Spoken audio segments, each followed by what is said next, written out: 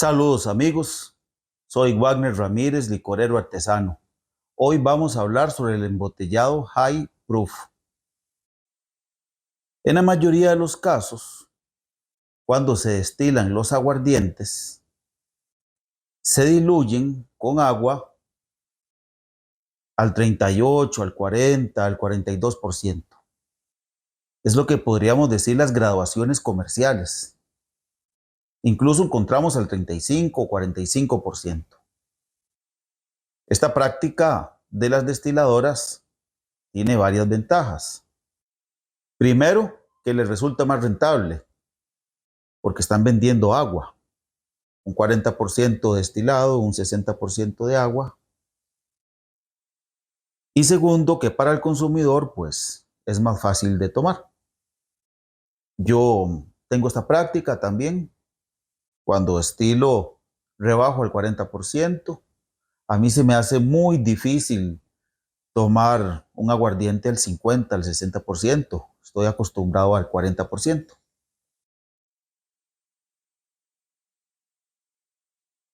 Pero también hay una desventaja.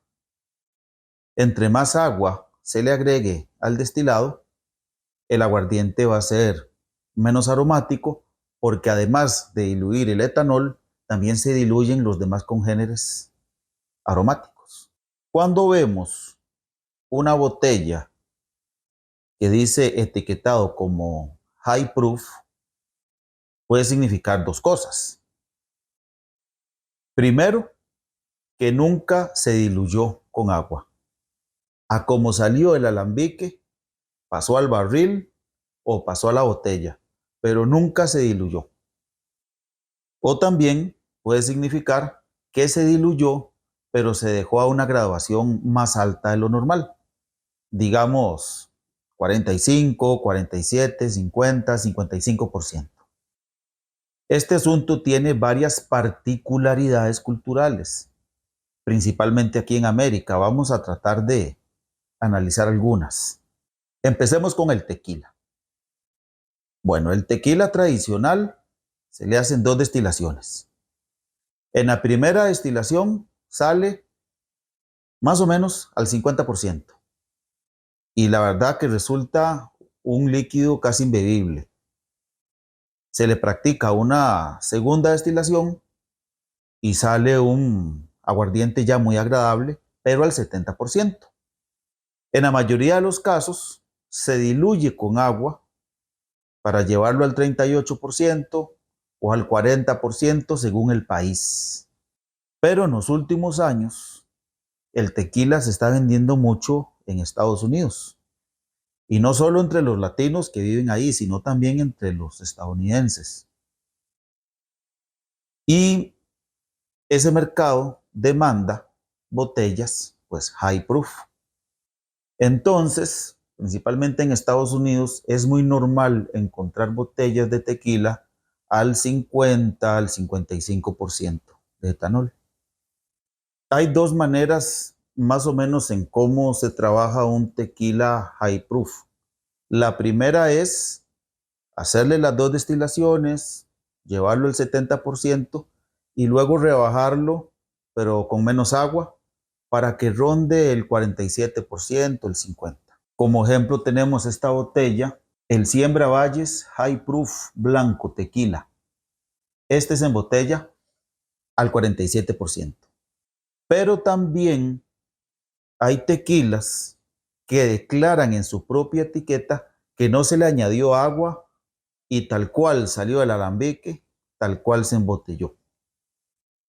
El ejemplo que tenemos aquí es Don Valente directo del alambique, blanco. Se embotella al 50%. Y es aquí donde puede surgir la polémica.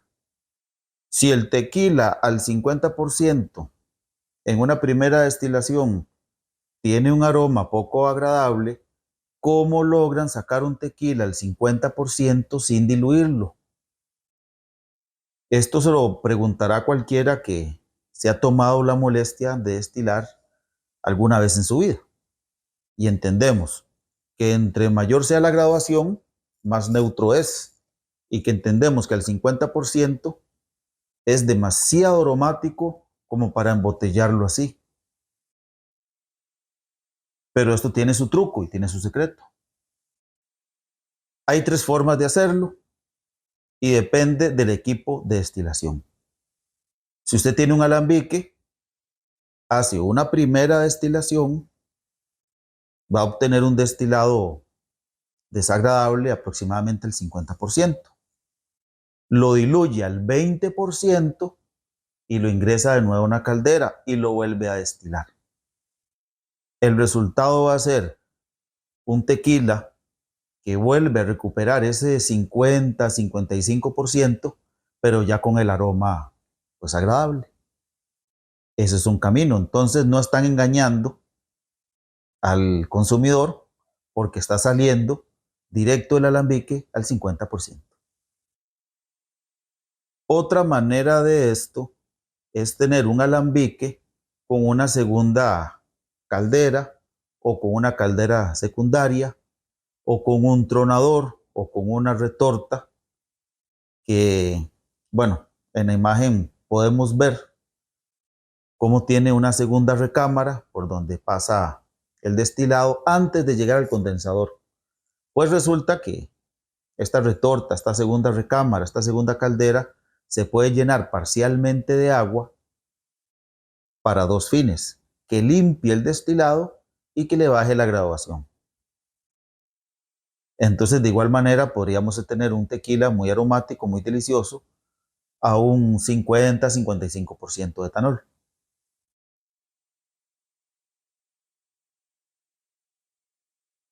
Y la tercera forma es la más industrial, es tener un equipo de destilación continuo con las 2 columnas, una columna de agotamiento, una columna de rectificación, y en la columna de rectificación se le inyecta vapor para bajar el volumen al destilado y vuelve a salir del destilador con el 50-55%. En el whisky americano se hace ligeramente diferente porque recordemos que el whisky americano sí o sí se tiene que pasar por barril. Entonces recordemos que el whisky americano se le hacen 2 destilaciones también. En la segunda sale aproximadamente entre un 70 y un 80%. Y lo más usual es rebajarlo al 62% con agua para mandarlo al barril. Y una vez que sale del barril, pierde un poco de graduación y ya se rebaja al 40 o al 45. Se le vuelve a poner agua. O sea, se le rebaja con agua 2 veces. Antes de ingresar al barril y cuando sale del barril. Eso es lo más usual. Ahora, para obtener un high proof, se puede aplicar este mismo procedimiento, pero agregar menos agua y dejarlo al 50%. También es posible y también se da. Y está el otro camino, que es destilarlo y procurar que salga un 70, un 75%. No se le agrega agua, va directo al barril. En el barril se deja unos 3 años y se puede reducir a un 72, a un 68%. Y así se embotella, sin filtrar, sin diluir. Y es tenemos varios ejemplos. Este se llama el George T. Stagg Bourbon. Se embotella a más del 70%, pero todos los años tiene una graduación diferente porque los barriles se comportan diferente todos los años. Unos años lo han embotellado al 68, al 69, incluso ha llegado a embotellarse al 72. Por supuesto que es un whisky muy aromático y de igual manera muy difícil de tomar. Aquí tengo otros ejemplos que fueron diluidos y se dejaron con graduaciones altas, como el Jack Daniel's Single Barrel 100 Proof, ese se embotella al 50%, y el Wild Turkey Rare Breed Kentucky Straight Bourbon Whiskey se embotella al 58.4%. Disculpen la pronunciación. Para el pisco la historia es totalmente diferente, porque el pisco se embotella por ley entre el 38 y el 48%. Solo se le puede hacer una destilación y no se puede rebajar con agua. ¿Cómo logramos eso?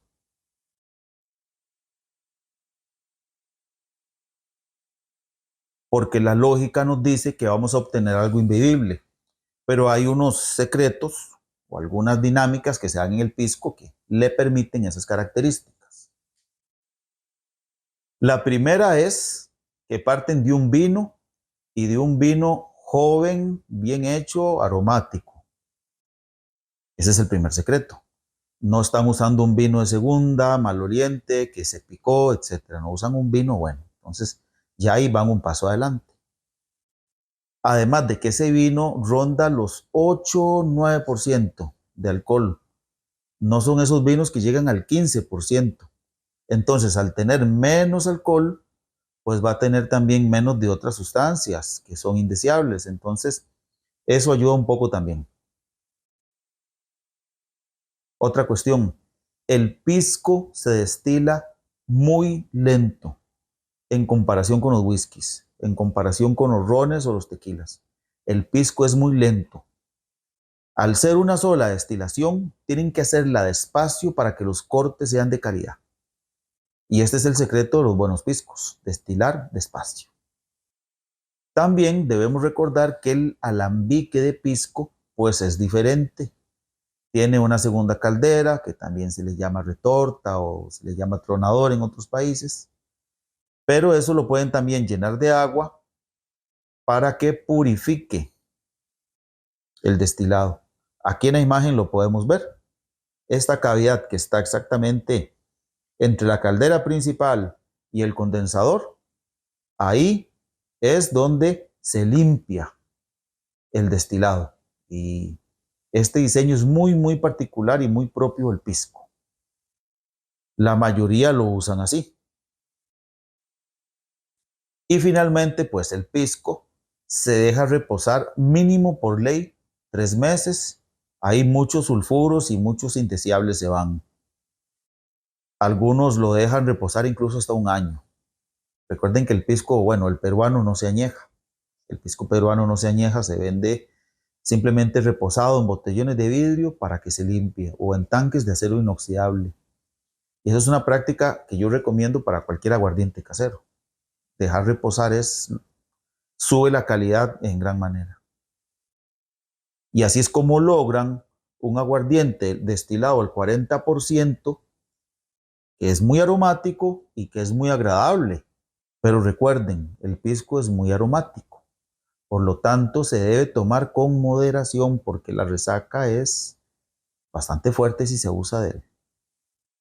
En el mundo del whisky escocés también encontramos el high proof, pero ellos no se complican, simplemente utilizan menos agua para rebajar.